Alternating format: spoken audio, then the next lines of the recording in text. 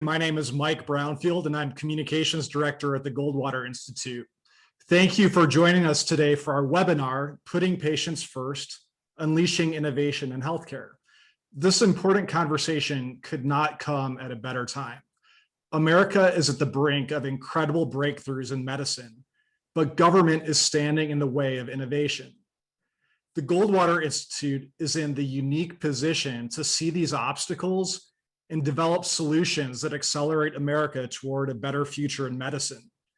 It's something Goldwater has already done with its right to try law.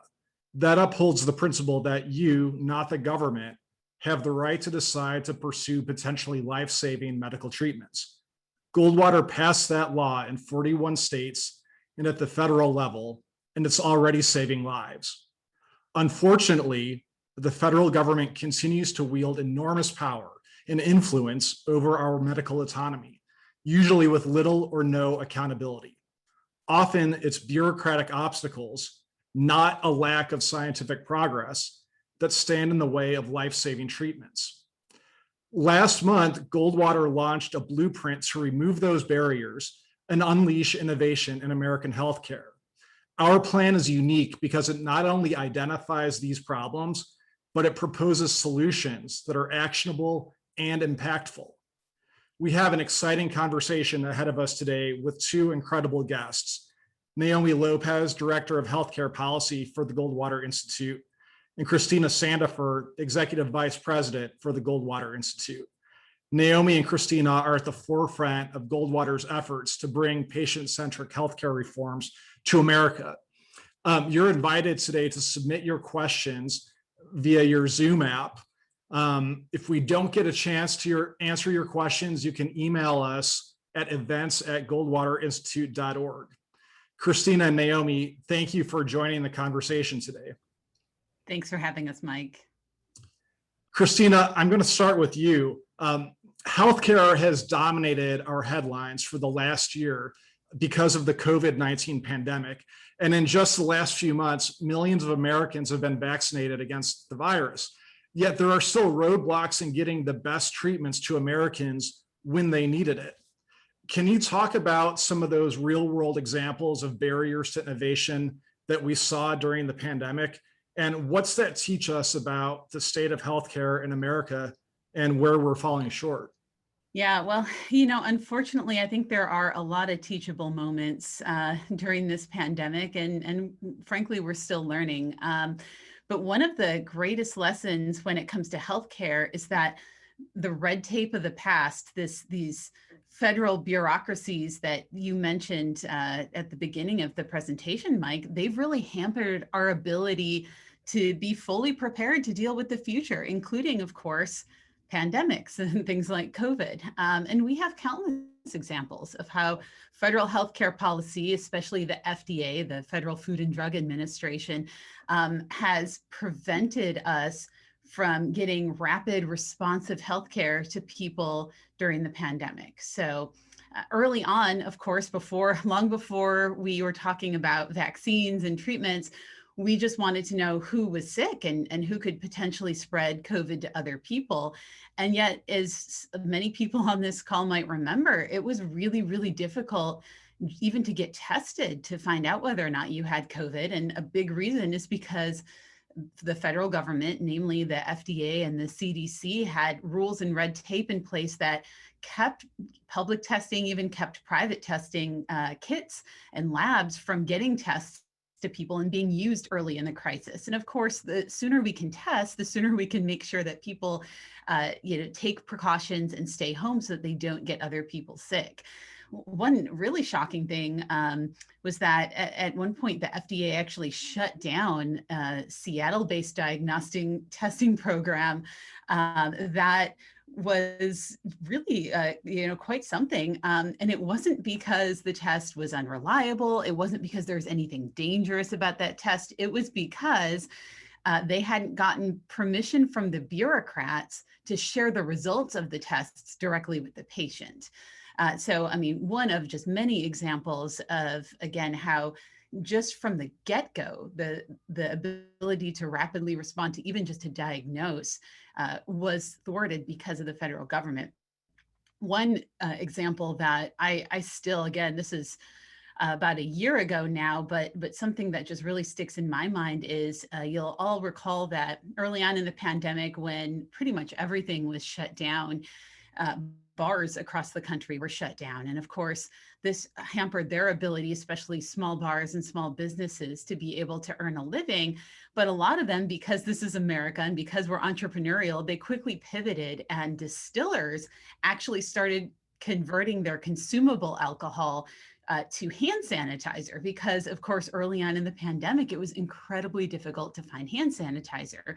And that was something that was really important for folks who were in healthcare, who still had to go out into the public. Even just if you had to go put gas in your car, you wanted to be able to have hand sanitizer to keep you protected and safe. And so again, this great innovation, these distillers were converting their alcohol into hand sanitizer, and it met all of the same safety standards as regular hand sanitizer, but no good deed goes unpunished with the government. And the FDA came in and said, no, you actually have to exceed the ethanol levels, include higher ethanol levels in your hand sanitizer than traditional companies. And you also have to put bitterants into your hand sanitizer, because right now they smell like beer. And God forbid, I mean, people just, they won't know the difference between hand sanitizer and beer, and they might take the can labeled hand sanitizer and drink it. I mean, you can't make this stuff up. Well, if you put bitterants into the stock to make the hand sanitizer, then when these distillers are going to hopefully at some point convert their stock back to consumable alcohol, well, it's going to taste like hand sanitizer, and it's going to be very, very expensive to make those conversions. And, either way. And so, for a lot of distillers, it just wasn't worth it. And here we see the free market stepping up to come up with a solution to keep people in business, but also to help respond to a very important public health need. And they're being punished for no health and safety reason whatsoever by the FDA. So again, countless examples of this sort of thing. At some point, of course, we all know, because now we have several vaccines that are approved and being used in the United States. At some point, the FDA did fast track the study of vaccines during the pandemic. And that was a good thing. And we should certainly be happy about that. But unfortunately, that is not only the exception to how our federal government dealt with the pandemic, but it's also the exception to how the federal government deals with healthcare and health solutions generally. What is the rule? The rule is that at every single point of the process, when you need healthcare and your doctor wants to care for you and treat you, you've got to go to the federal government and get permission to be able to be treated. The rule is that it takes the FDA sometimes 15 years or more to approve treatments. And the bulk of that time spent isn't even about approving treatments for safety or testing treatments for safety. So, this pandemic, I think, has really just opened our eyes to the fact that our healthcare system is plagued by bureaucratic inertia. And at the FDA, unfortunately, the default has become regulation, not innovation. And this is at a time when it's become just very crystal clear that we need regulations to keep pace with the unbelievable health innovations that we are seeing. I mean, when you stop and just think about it, the fact that we were able to develop vaccines so quickly, and that millions of people, millions of Americans across the country are getting them, just tells you, I mean, imagine if we were to unleash this innovation across the healthcare spectrum. Imagine the things that we could do and the lives that we could improve and extend. So, and that's why we designed this blueprint. This is sort of the first ever of its kind, all one-stop shop, focusing on getting out of that bureaucratic mindset and really moving back toward patient-centric healthcare, where doctors and medical professionals can work with patients to rapidly respond to healthcare needs. Naomi, I want to dig into a point that Christina made there, and about how the FDA is sort of this ever-present barrier that's standing in the way. And you write about that a lot in our report that we released, blocking our ability to try cutting-edge medication.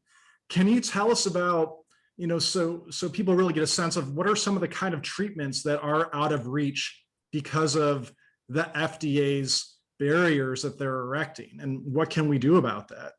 Yeah, so I think, what Christina was talking about, how quickly we were able to get vaccines under emergency use authorization to vaccinate our population here in the US, it was, of course, with record speed. The next fastest vaccine that was available took about 4 years to develop, and Ebola took about a decade. And so, obviously, the COVID crisis really inspired the private sector to step up. We know that Pfizer opened up their research platform so that the research collaboration could occur globally. And we know also that Moderna was able to create a vaccine for COVID in 1 weekend. This occurred before the first confirmed case of COVID in the United States. What would it have meant if a vaccine could have been available 3 or 6 months after that to the population? What would the difference have been to the American economy and to the lives, the patient suffering and the deaths that we've incurred, as well as the damage to our healthcare system? We know that our physicians and other healthcare workers are exhausted, and they've really, they've really been on the front line every single day. And so whenever we talk about the kinds of research, I mean, that's, probably the most obvious one, is that even though getting a vaccine, getting people dosed with a vaccine in this record time in 1 year is extraordinary, we can actually do better. We can do more.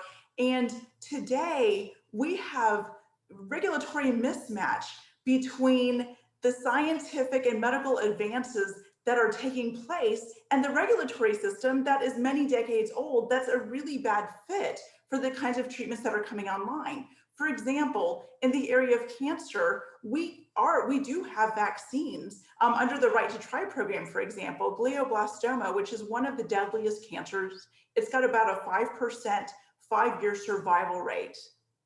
If you have glioblastoma, it is pretty close to a death sentence for those patients.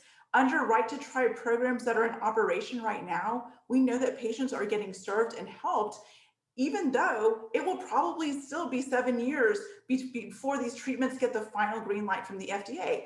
And we don't know if every treatment is going to ultimately be approved, but we do know, at least for right now, today, I can tell you that there are glioblastoma patients that are still alive and doing quite well and have actually dramatically improved. Some of them even have clear scans today as a result of Right to Try. And so whenever we talk about these treatments, we shouldn't have to wait for 5 years.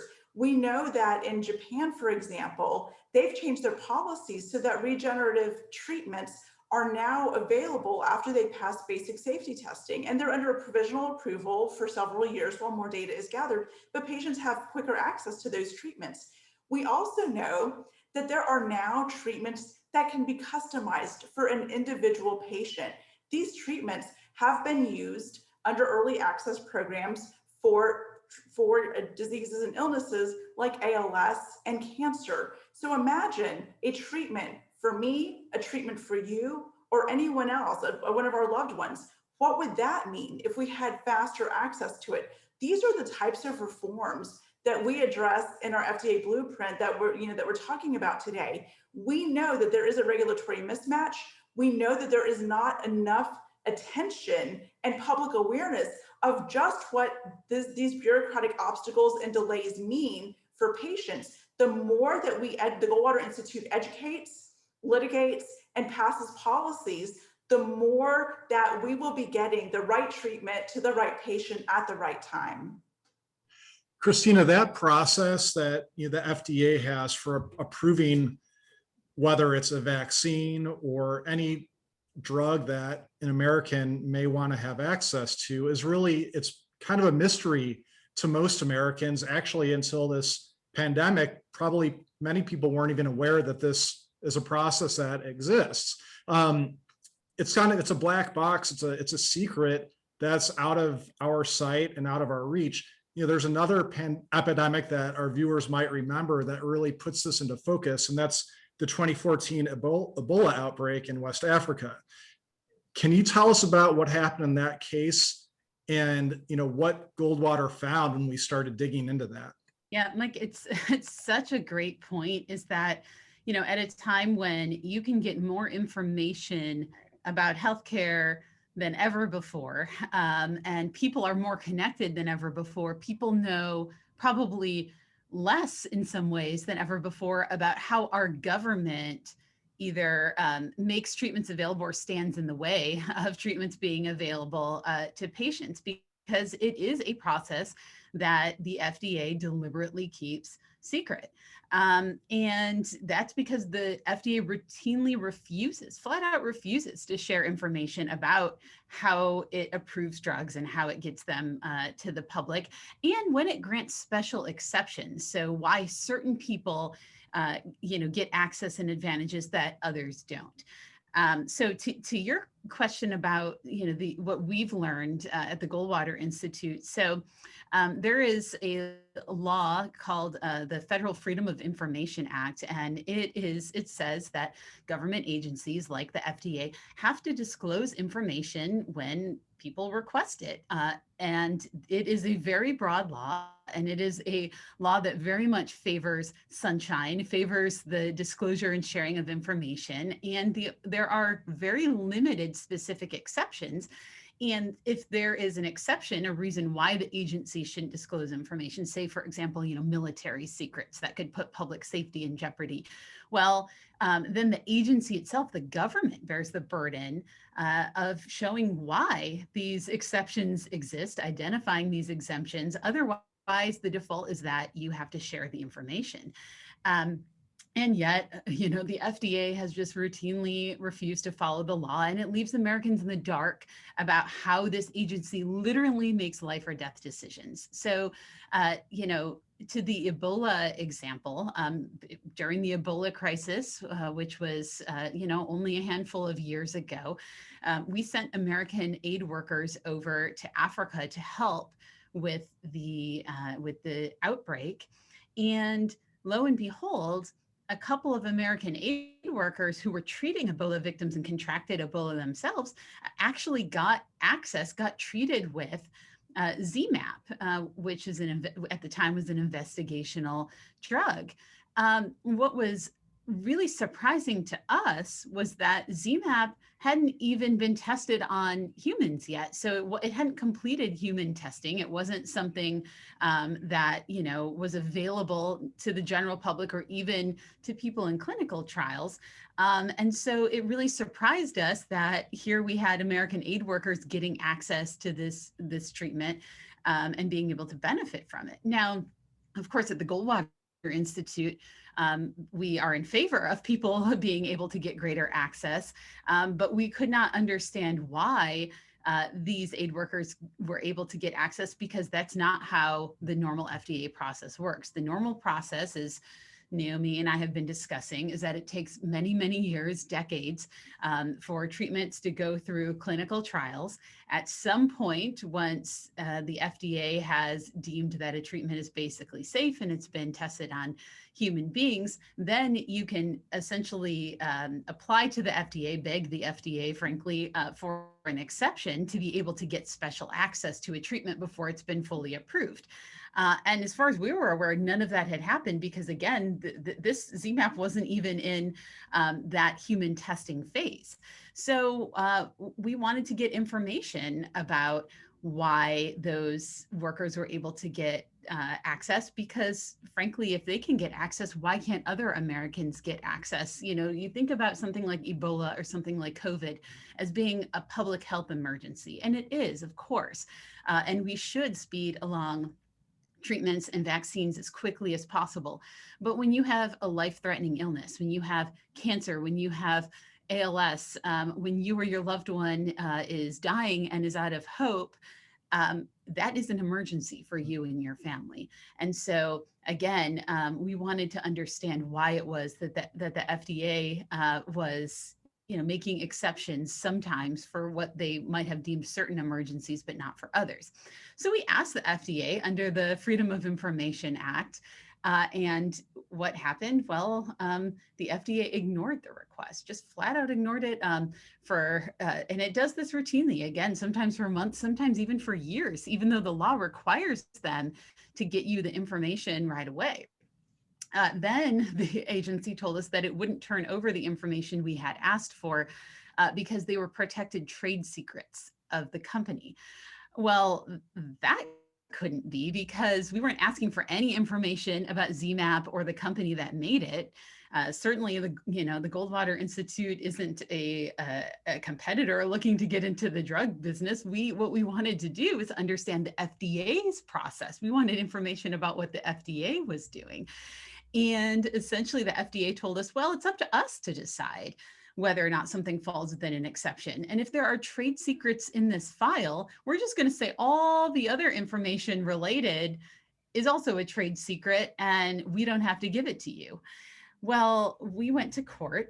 We're fortunate at the Goldwater Institute that we have a fantastic team of attorneys, some of which specialize in public records law, rather. And so we sued the FDA to get that information.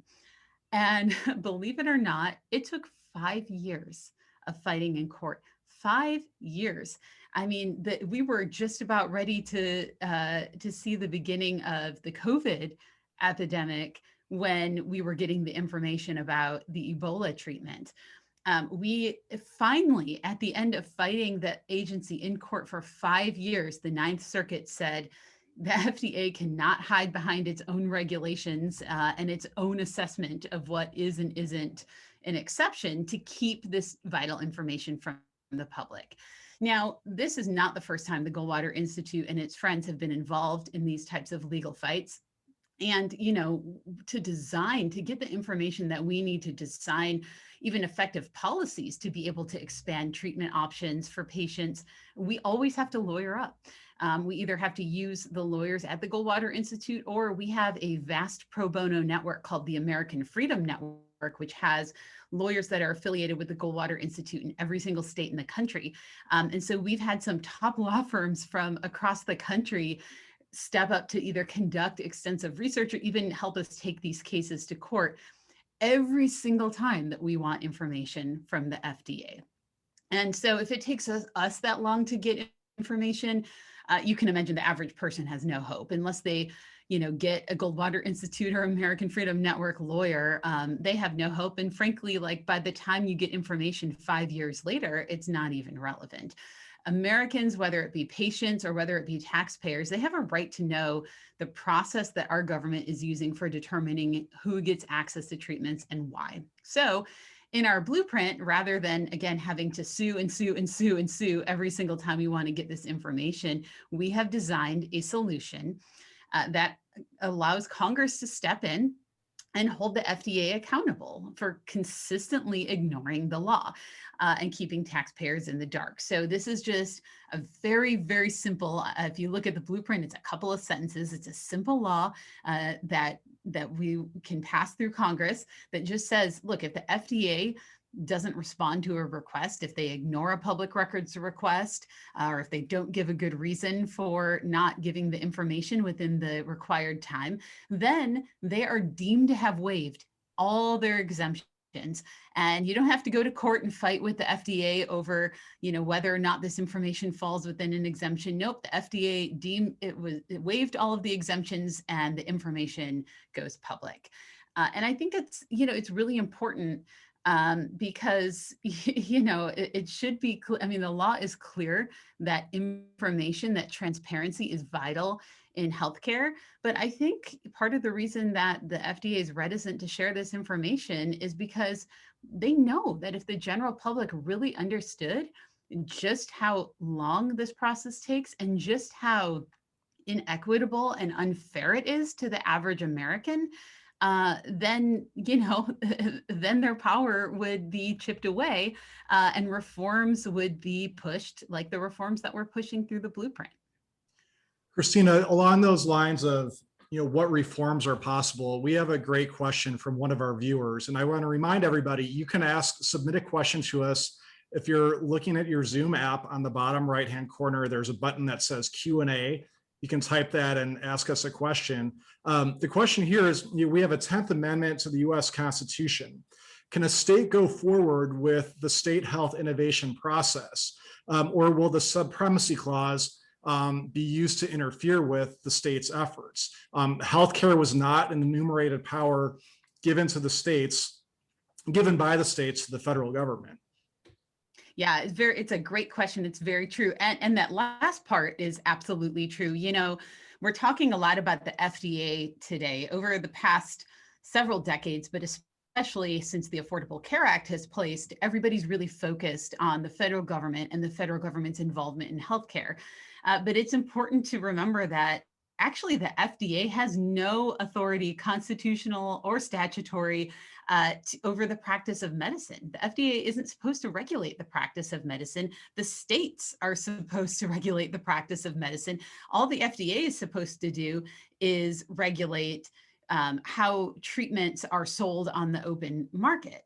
And yet I would argue that the FDA has de facto regulation over the practice of medicine today, because by keeping all of these treatment options away from patients and doctors, and by keeping this information secret, it's impossible for doctors to be able to work with their patients and get them the best treatments that they need. So you're right, the federal government is absolutely intruding on the practice of medicine. So then the question becomes, okay, we know that that there are reforms we have to pursue in the courts and at the federal level, and this blueprint includes those, but what can the states do? And actually the states can do a lot. And that's something that at Goldwater, we've really tried to educate lawmakers on, is that, you know, that they should not wring their hands in despair and think that, you know, all hope is lost at the state level. And we have to hope that Congress is going to act quite the opposite.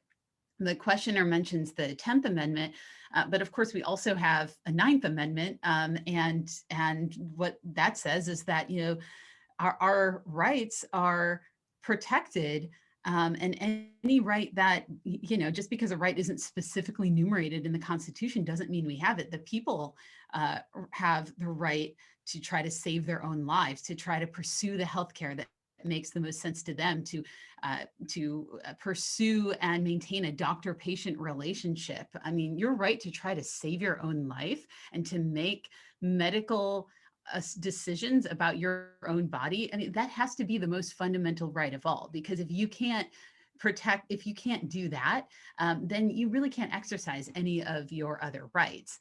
The Constitution also says that states have the power to come in and protect your rights to a greater extent than the federal government. The federal Constitution provides a floor for the protection of rights. So it says government can't go below this floor. It's not a ceiling, and every single state has its own constitution and its own powers to step in and protect our rights when the federal government fails to do so or oversteps its role. And that is by design. That is what our founding fathers designed explicitly, because they knew that there are all sorts of risks that could come from centralized power at the federal level.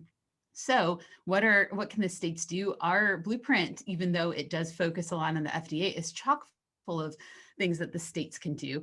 And you know, one of the things that's come up a little bit in this conversation, although we haven't really gotten in depth into what it is the right to try. A lot of folks might be familiar with it, but you know, the right to try is a law that protects terminally ill patients' rights to work with their doctors to access life-saving treatments that are safe but haven't been fully approved yet by the FDA because they take so long, as we were mentioning.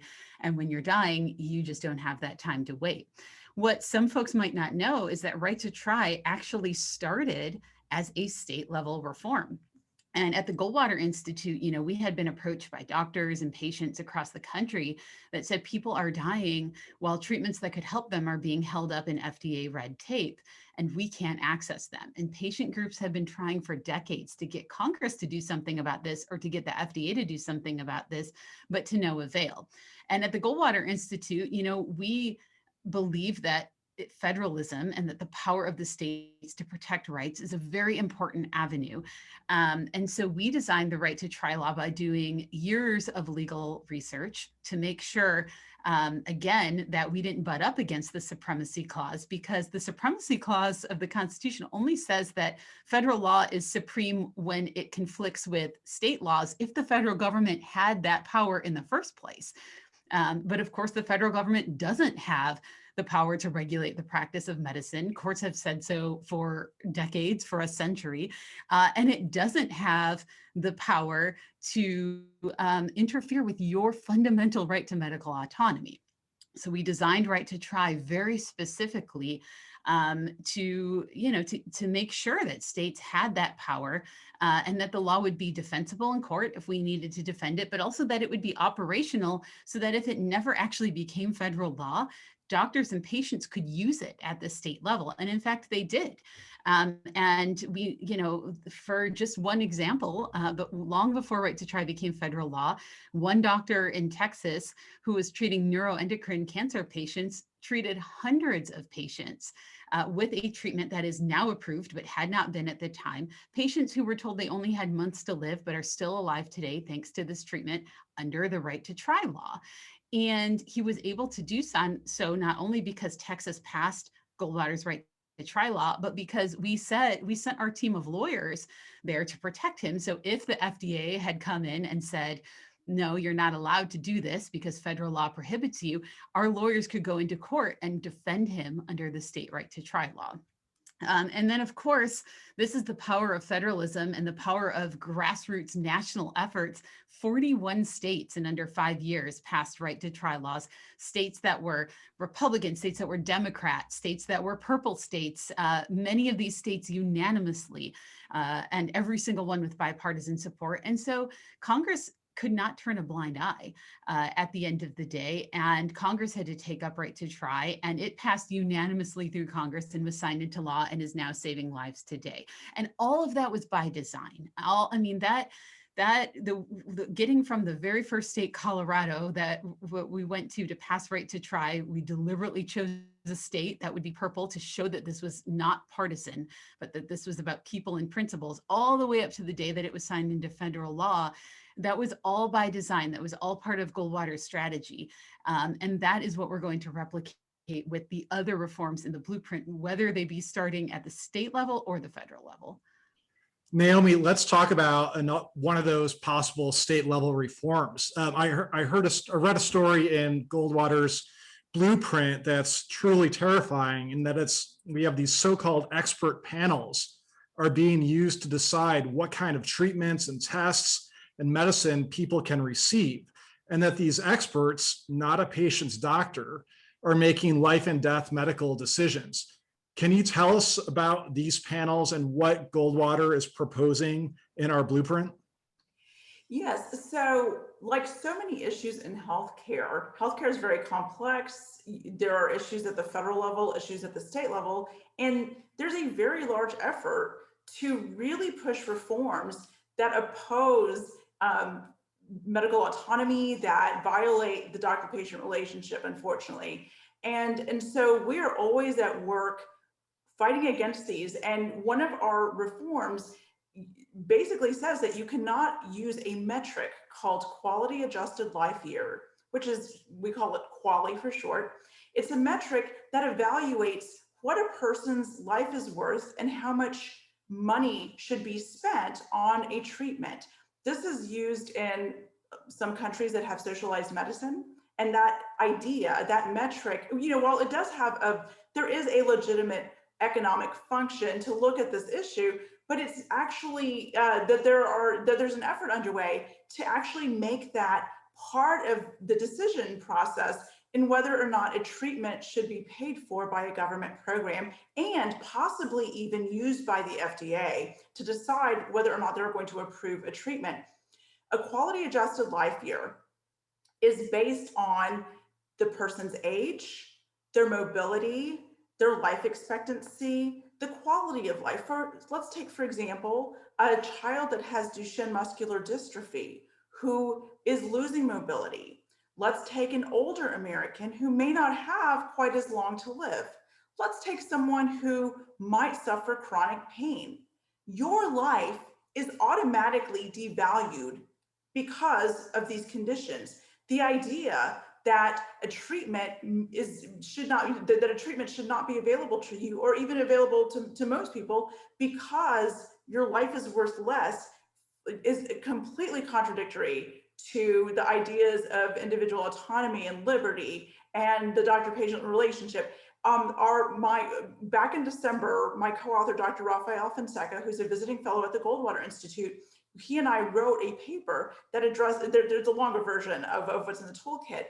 We wrote a paper taking a look at why it is so flawed, not even from an economic perspective, in addition to a medical perspective, from a decision-making perspective of a physician.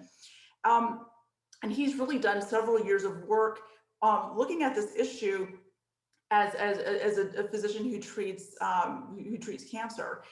So we are very much focused on this effort that would very stealthily impose this metric on government programs and what they should be paying for treatments and to whom those treatments should be available. This is a very frightening proposal, but unfortunately, it's extremely common when we look at countries around the world that have socialized medicine, where you basically have a board of supposed experts that decide what should be available to patients. We are working at the Goldwater Institute in the legislatures, in the courtrooms, and in communities to make sure that people know about these terrible ideas that would be complete violations of liberty, but also would set back medical innovation, which has really been a huge benefit to us.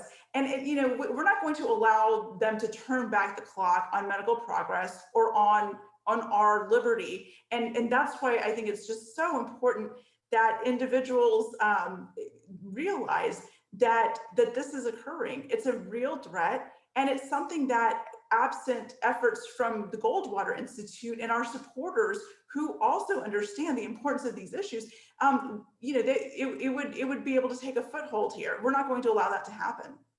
Naomi, that's certainly something we don't want to import from overseas, but I also know in our report that 30% of the newest advances in medicine are first available overseas, and yet somehow we can't get those in the United States. How is that possible, and what can we do about that? So it is true that there are about a third of the treatments that are approved overseas before they're approved in the United States. And that actually, that's actually, we're actually doing a little bit better we've been doing a little bit better over time here in the US, but it's still a tremendous problem. And one of the interesting things that people may not realize is Dr. Ibrahim Delpasan, who treated a couple of hundred patients that Christina mentioned under the Texas Right to Try law, that treatment was actually being trialed all over the world. And there were patients, and it was actually available in a couple of countries, and there were patients in the United States who underwent enormous personal financial costs to go overseas to get that treatment. And one US veteran actually mortgaged his house in order to do that. So there is this issue where countries that have sophisticated, advanced drug approval processes do sometimes approve quicker than we do here in the United States. And I've got to point to Japan, which has, as I mentioned before, has a regenerative medicine policy that allows provisional approval once the treatment reaches phase 2. And what we're seeing is dramatic investments in Japan in facilities to create these regenerative treatments. As they're able to scale up production, they're actually going to be driving down the cost of each treatment, and patients are getting them much faster. So one of the proposals in our toolkit calls for reciprocity. The idea that if a treatment has gone through a rigorous evaluation in another country, then there's no reason why you need a second set of data. They should be able to petition the FDA for approval much faster. And the FDA should be required to give them an answer very quickly. if that is, if they don't get a positive response, then Congress can take up the matter. But the bottom line is that the quality of data from patients in these clinical trials is not that different. It's not, and there's not going to be a big difference between the evaluations that are taking place. And, you know, we've actually seen a little bit of this too in the COVID crisis. Keep in mind that there are other countries that have been evaluating the vaccine data on a rolling basis. The United States FDA will basically get all the data, then set a date weeks later for their expert panel to, you know, to review the data, instead of reviewing it as it comes in and that quickly. You know, we've got so much technological capacity, we've got AI, we've got machine learning, and we're not utilizing it. We don't have the kind of integration of data going into the FDA that's needed to actually make these approvals much faster. The idea that that AI has possibly solved this protein folding issue, which is going to offer new breakthroughs in medicine. Researchers thought it would take another decade or two. It's actually here. That we don't have the capacity to really capitalize on this medical and scientific knowledge, it is just abysmal. There's no reason why a manufacturer should have to wait several years and do additional clinical trials if the information is already available, if they can just go to the FDA and say, hey, here's our data, can we get this approved? We should not make patients wait. We should not force companies to undergo that additional expense. And there's no reason why patients should have to mortgage their house or undergo significant financial costs to go overseas to get a treatment when it's established that it's effective and safe. Christina, that goes back to, again, the FDA is the problem. And we have another example here, and it's the story of Howard Root, where the FDA or the federal government was really enforcing, against the free flow of information and using their power against citizens. Can you tell us about that story and what that says about truth in medicine? You know, that story continues to shock me to this day, Mike, because what it illustrates is that the FDA doesn't just regulate what drugs are legal, but it also regulates how you can talk about legal drugs. And I am not exaggerating when I say that. So Howard Root was the CEO of this medical device company called Vascular Solutions. And they, along with some other companies, made these really amazing devices that were able to eliminate varicose veins in a very non-invasive way. And if any listeners have ever had to deal with vein problems or know others who have had to, especially in decades past, you may know that the procedures used to be incredibly invasive. They'd actually have to slice open your legs to get veins out. The recovery was painful, and it took a very long time. And what Howard's company and companies like his basically did is create very non-invasive ways of, treating these veins or removing these veins that really had very little effect on the patient. The patient could leave the doctor's appointment and go about his or her day and go to work the next day and really experience no downtime. And so, of course, this is not only effective treatment with few side effects, but it's also a lot more cost efficient. Now, I am not a scientist or a doctor, so I'm presenting this in very, very much in layman's terms, but there are different kinds of veins in the body and in the leg. And essentially, Howard Root's company had this particular device that it was marketing to treat one kind of vein. But of course, the device was effective in treating all sorts of kinds of veins, because veins really aren't all that, one vein to another really isn't all that different for purposes of this procedure.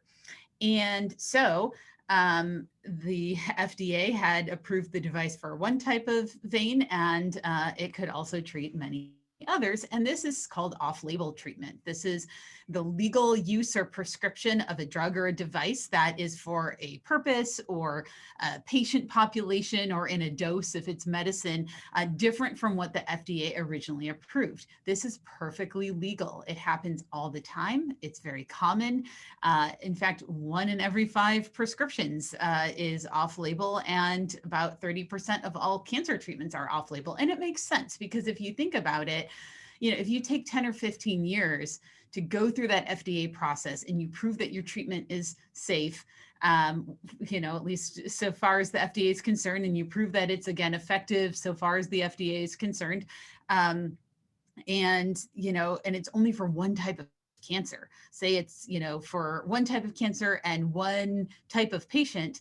Well, can you imagine then if you had to go back through another 15 years to prove the exact same thing for a different type of cancer? It doesn't make any sense. And people would never get access to these treatments. And so the law says that once something is FDA approved for one purpose, then a doctor in his or her medical judgment can use that treatment for another purpose. And it also is consistent with what I said earlier about the fact that the FDA approves treatments for market. It does not regulate the practice of medicine. Doctors know best when they treat their patients, whether a treatment is the right one or not. So again, back to Howard Root's story, this is an off-label use of this device. And so the company, a sales representative with the company, was, talking to a doctor about this. And of course, back in the day, back before the government got involved, doctors and pharmaceutical companies and device companies used to have conversations all the time about information that, either the company would discover about their treatments or questions that doctors had about things they were observing in their patients, and they could learn from each other so that they could better and more effectively treat patients. So this conversation happened. A sales representative for the company said that this device would work fine in a different kind of vein.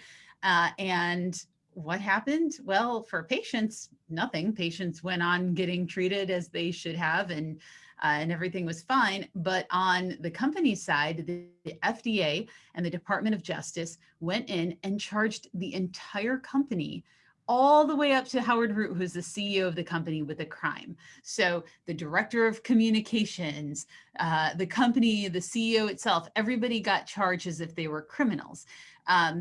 What's shocking about this is the company was not marketing this product for these veins to patients or in any formal way. The sale of this particular product only constituted 0.1% of the company's total revenue. So it wasn't like they were marketing this, treatment for this one kind of vein and just rolling in, bringing in a bunch of money for that. Not at all. The FDA and the DOJ never claimed that any of the information about what this device could do was false or misleading in any way. They admitted that it was true information about what the device did. And most surprising of all, no patient was ever harmed. Patients were only helped by this. No one was ever harmed. So if the patients were happy and the doctors were happy and the information was truthful, then what the heck is the problem? Well, the problem is that the FDA doesn't allow device or drug manufacturers to share off-label information with doctors or insurance companies at all. And under a circumstance like that. And so they hauled this company into court, and Howard Root had to lawyer up. He had to divert all of this time away from an extremely innovative company that could have come up with how many other treatments to help patients and improve their lives into preparing for court. He spent 5 years in court. The company spent $25 million fighting the FDA and the Department of Justice. At the end of the day, the jury acquitted him, the company, everybody, but they had to fight because they were facing fines, they were facing jail time. Howard could have gone to jail. And actually, he could have been prohibited from ever running a medical company again for the rest of his life. I mean, this is how serious this stuff is.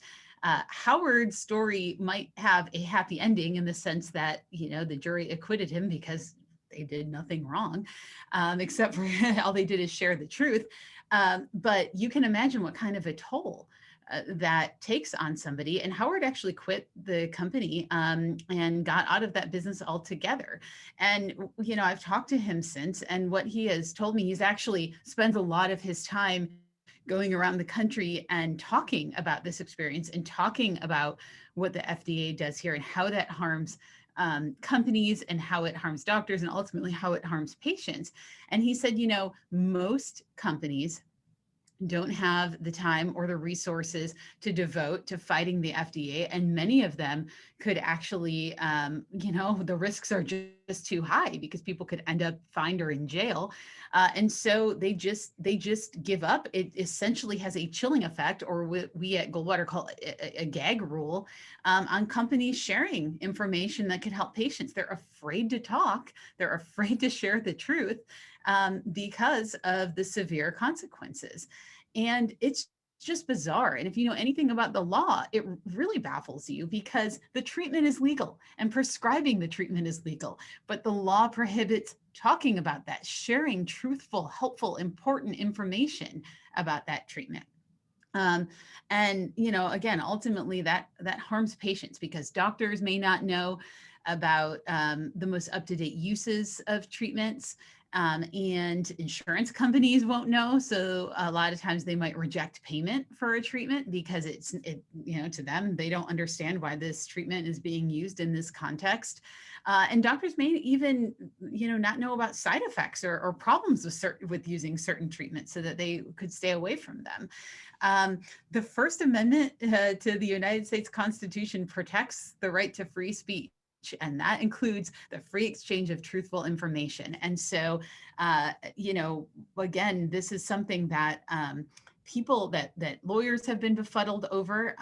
Courts have taken up this issue, and every single time that this issue has gone to court in a meaningful way, the courts have said that what the FDA does here, preventing the sharing of truthful information, it violates the First Amendment. It violates the right to free speech. And the court has said, you know, speech is not harmful, especially truthful speech. It's important. It helps patients.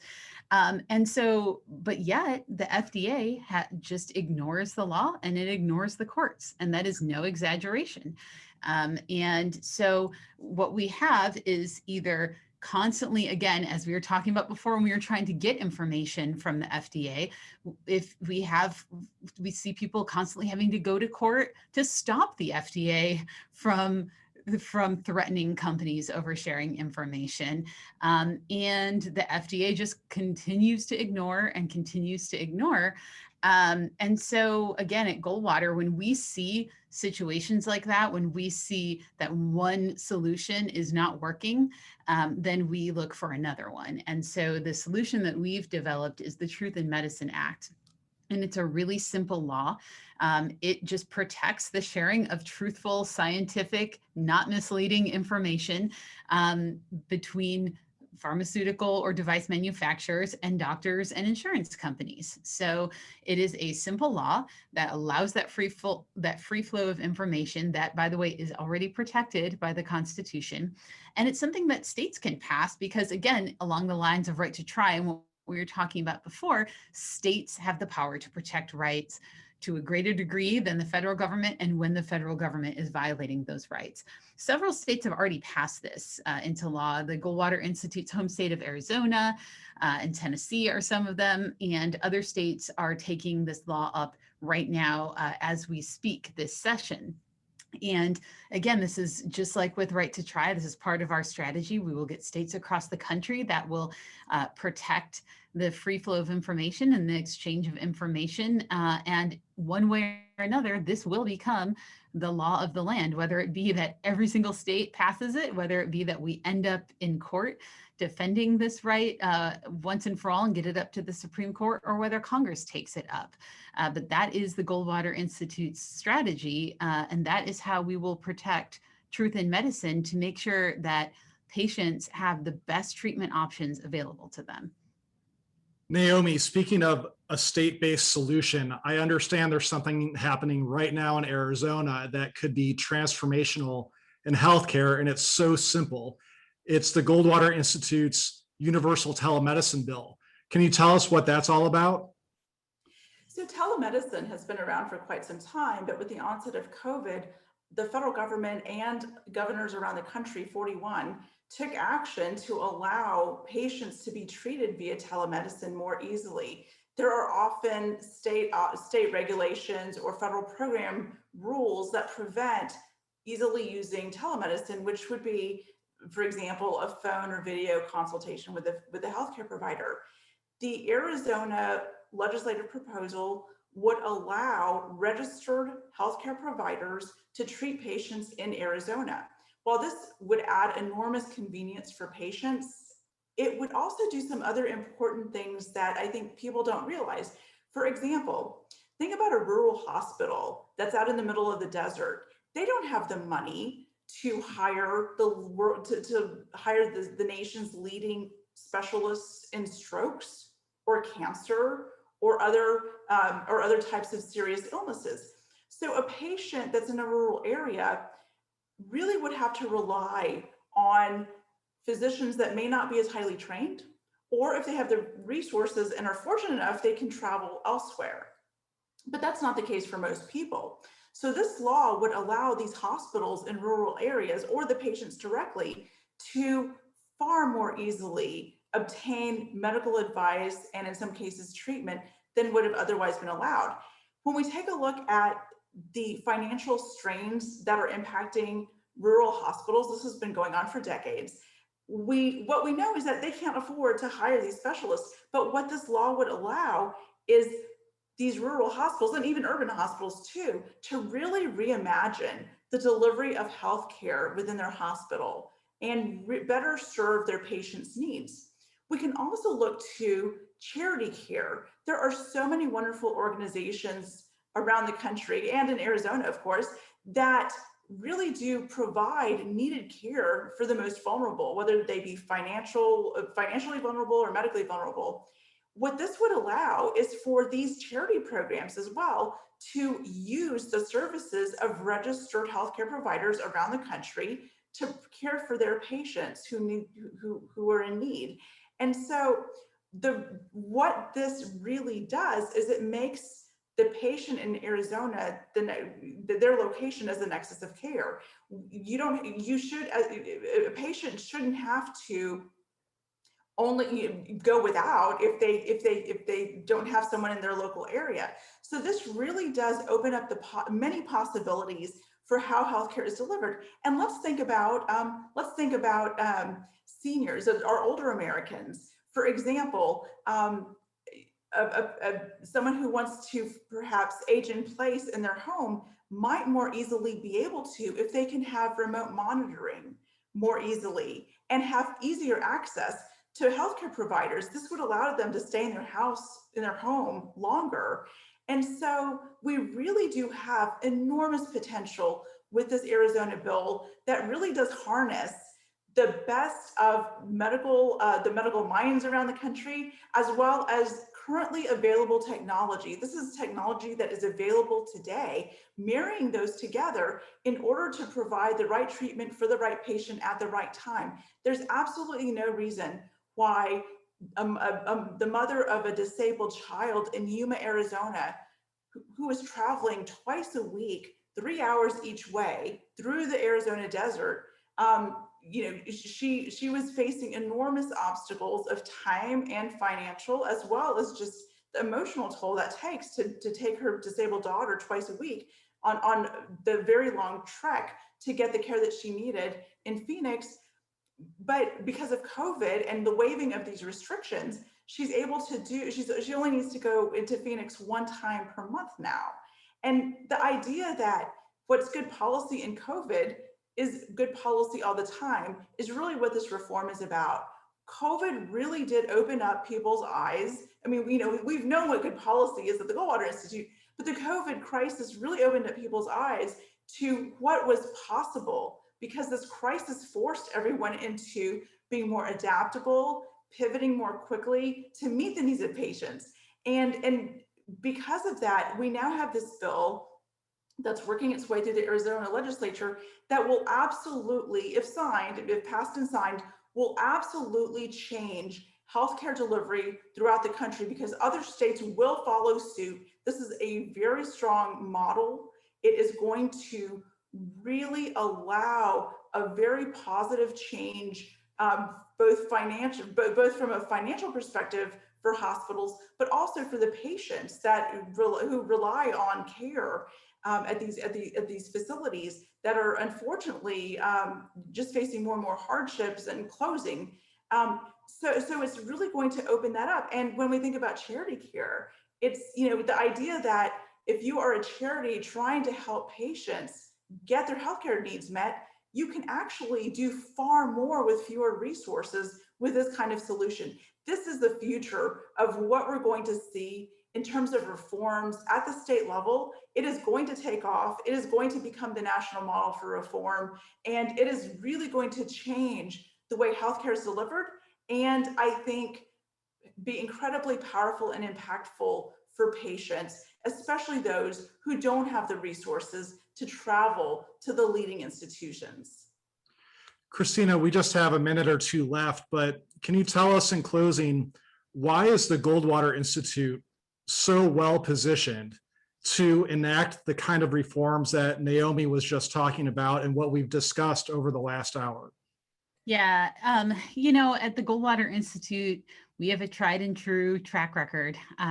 Right to try is something that patients and doctors could only have dreamed of, even as recently as a decade ago, and it is now the law of the land. And we know how to take good ideas, important ideas, and make them into, a reality. And we're so excited about this blueprint because it is not only chock full of good ideas to return healthcare to the patient and doctor relationship, but also because, these reforms are practical, they're actionable. The blueprint explains not only, where these problems are, but what legislators and lawmakers and regulators across the country can do. And the solutions are effective. So they will make a change. And, they sort of have dual goals. We've talked a lot about getting the right treatment to the right patient at the right time. But these reforms will also unleash the future of medicine, because so many of the things we've talked about today that are standing in the way of getting those treatments to individual patients are also standing in the way of medical innovation.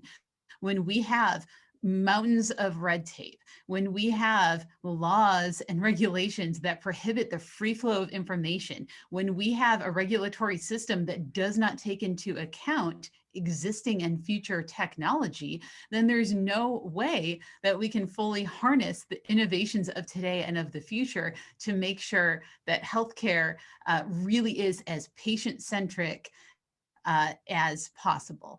And so these reforms meet those dual goals, and we can do it. We have a team full of the best policy minds and the best litigators in the country, and we have an incredible network of supporters and friends in the policy world and in the legal world that we work with across the country to get things done. So I'm extremely excited about the release of this blueprint. I'm so glad that so many people are interested in it and we're interested in coming to this event. And together we will return United States healthcare to patient-centric healthcare, and we will ensure that patients have more medical freedom than they ever have had before. Well, thank you, Christina and Naomi, for taking your time today and talking with us. Thanks to everybody for participating in this webinar. If you still have a question for us, please feel free to email us at events@goldwaterinstitute.org, and we'll send you an answer. If you're interested in reading about our blueprint to unleash innovation in American healthcare, visit goldwaterinstitute.org. And please stay tuned for an email about our upcoming webinars. Thanks again, and everybody have a great afternoon.